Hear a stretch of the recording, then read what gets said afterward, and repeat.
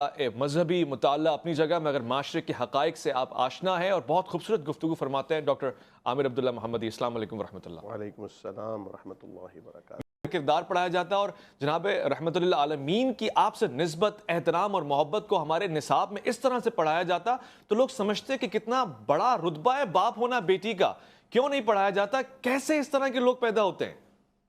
جی بسم اللہ الرحمن الرحیم۔ اویس بھائی، آپ نے جس درد کے ساتھ اس پروگرام کو پیش کیا ہے، وہ درد آج ہر پاکستانی اپنے دل میں محسوس کر رہا ہے، لیکن جیسے کہ ابھی ہماری بہن نے فرمایا کہ ایک ذہنیت ہے جو ہمارے معاشرے میں جگہ جگہ پنپتی نظر آتی ہے۔ لوگوں کی یہ خواہش ہوتی ہے کہ ان کی ہاں بیٹی نہ پیدا ہو بلکہ بیٹا پیدا ہو۔ بہت سی خواتین بھی یہ خواہش رکھتی ہیں۔ مرد، میں تو یہ سوچتا تھا کہ آج سے قبل میرا یہ ذہن تھا کہ ہر باپ یہ چاہتا ہے کہ اس کے ہاں پہلی بیٹی ہو، کیونکہ باپ کو بیٹیاں زیادہ عزیز ہوتی ہیں۔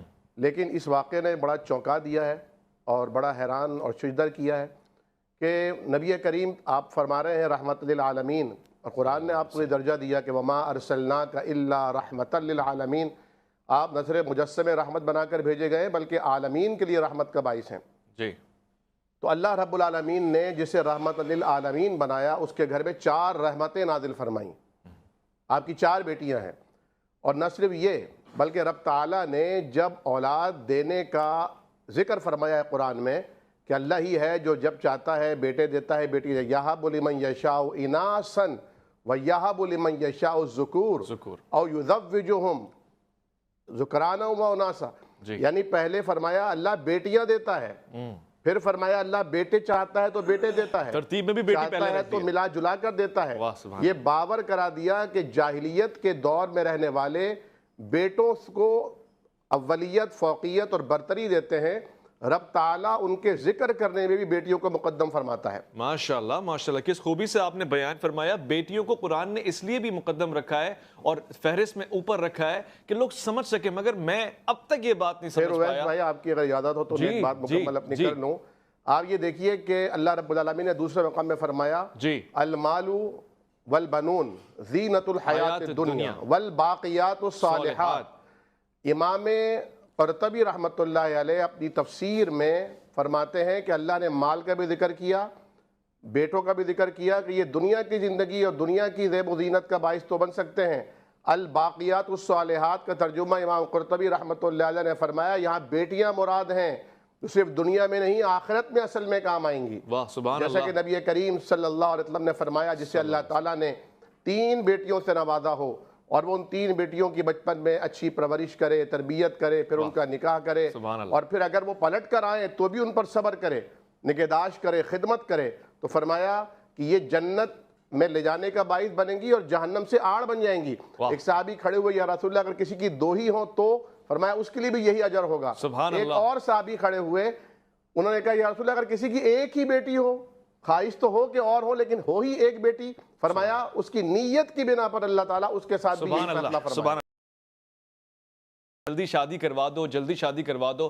اب دیکھ لیجئے، جلدی شادی ہو یا صحیح وقت پہ بھی شادی ہو، مگر اس طرح کے نتائج کی کوئی تیاری نہیں ہے، اور اس بچی کا تو اس کو پتا ہوگا جب وہ ماں کے پیٹ میں ہوگی، پتہ نہیں یہ شاید جلدی شادی کے نتیجے میں ہو رہا ہے یا جلدی دین سے دور ہو جانے کے نتیجے میں ہو رہا ہے، سمجھ سے بالا تر ہے۔ دیکھیے اویس بھائی، بہن نے بھی بڑی صحیح بات فرمائی ہے کہ جسمانی بلوغت کے ساتھ ساتھ ذہنی بلوغت اور ذہنی پختگی بھی شادی کے لیے ایک اہم ترین جز ہونا چاہیے، اور ہمارے معاشرے میں یہ دیکھا جاتا ہے کہ یہ کماؤ پوت ہو گیا ہے، اپنے پیروں پر کھڑا ہو سکتا ہے، اپنا اور اپنی بیوی بچوں کا خرچہ اٹھا سکتا ہے، تو اس کا بیاہ کرا دو۔ لیکن یہ بھی دیکھنا ضروری ہے کہ کیا اسے اپنی فیملی کو لے کر چلنا آتا ہے، کیا اسے اپنی سوسائٹی میں کس طرح ایک باپ کو ہونا چاہیے، شوہر کو ہونا چاہیے، بیٹے اور داماد کو ہونا چاہیے، کیا یہ صلاحیتیں اس میں موجود ہیں؟ ہمارے ہاں بدقسمتی سے school, college, university, society, NGOs کہیں کوئی ایسا ادارہ نہیں ہے جو شادی سے پہلے لڑکے اور لڑکی کی ذہنی تربیت کر سکے اور انہیں بتا سکے کہ یہ شادی کوئی کھیل نہیں ہے، یہ کوئی فن نہیں ہے، یہ کوئی اچیومنٹ اگر کرنی ہے تو اس کے لیے آپ کو ذہنی طور پر قابلیت پیدا کرنی ہوگی۔ دوسری بات یہ ہے کہ ممبر و محراب سے ہم نے بہت مرتبہ، بلکہ میں چونکہ بنات کا مدرسہ بھی چلاتا ہوں، تو میں نے اپنی بیٹیوں کو بھی یہ سمجھایا ہے کیونکہ کل انہوں نے ماں بننا ہے کہ دیکھیے جو اللہ کے نبی صلی اللہ علیہ وسلم نے فرمایا کہ یہ 4 چیزیں ناپسند کی گئی جس میں سے ایک وَوَعْدِ الْبَنَاتِ ہے یعنی بیٹیوں کو زندہ درگور کرنا، اس میں سے ایک اہم ترین بات یہ بھی ہے کہ آپ بیٹیوں کو بوجھ سمجھ کر کہیں بھی آڑے ٹیڑے الٹے سیدھے رشتوں کے ساتھ ان کو جلد از جلد بہا دیں. سچ فرما رہے ہیں آپ. یہ بھی بیٹیوں کو زندہ درگور کرنا ہے. ڈاکٹر صاحب حکم ہے کہ کفو ہونا چاہیے، ہمسر ہونا چاہیے. بیٹی پڑھی لکھی ہے تو پڑھا لکھا رشتہ ڈھونڈی ہے. میں آپ سے ایک اور بات عرض دیندار ہے تو دیندار رشتہ ڈھونڈی ہے. آپ بالکل بجا فرما رہے ہیں، مگر اس سے بھی آگے نکل کر میرا لڑکا بگڑا ہوا ہے، اب اس بگڑے ہوئے کا حل کیا ہے؟ فوراں سے اس کی شادی کر دو. اب جب اس کی شادی ہو جائے گی تو وہ یہ بگڑا ہوا باقی خاندانوں کو بگاڑے گا اور اس طرح کے نتائج نکالے گا. لڑکی کوئی آپ کی واشنگ مشین نہیں ہے جس میں ڈالا اور لڑکا سدھرا ہوا ہو کے نکل آیا، بلکہ نسلوں کو بگاڑ دے گا، نسلوں کے بگاڑ کا باعث بنے گا. ہم اور آپ دین کی ٹھیکیداری اٹھائی ہوئی آپ نے. دیکھیے ہم تو ہر معاملے میں پیچھے ہو گئے ہیں. دین دنیا جیسے میں نے فرمایا کہ لبرل بھی نہیں ہے اور صحیح معنوں میں ہم مذہبی اور دیندار بھی نہیں ہیں. اپنی مرضی کی چیزیں ہم نے لے لی ہیں. عوام میں یہ باتیں مشہور ہیں کہ بیٹی اولاد جو ہے وہ شوہر کی قسمت سے ہوتی ہے اور پیسہ جو ہے وہ بیوی کی قسمت سے آتا ہے. قرآن کہتا ہے کہ نہ بیوی کا قصور ہے کہ بیٹی پیدا ہوئی، نہ شوہر کا قصور ہے، یہ تو اللہ کے ہاتھ میں جسے چاہتا ہے دیتا ہے. اور یہ مشہور ہے کہ بھئی بیٹا افضل ہے، بیٹی افضل نہیں ہے. جب حضرت